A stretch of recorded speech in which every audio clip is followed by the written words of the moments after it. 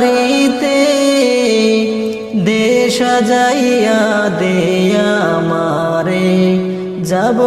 আমার আপন বাড়িতে মসজিদের পালকি দেখি আসলো আমার বাড়িতে দে সাজাইয়া দে আমারে যাব আমার আপন বাড়িতে কালকে ছিলায়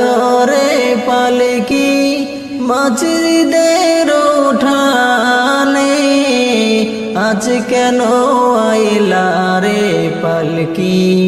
আমার বাড়ির উঠানে কালকে ছিলায় রে পালকি মসজিদ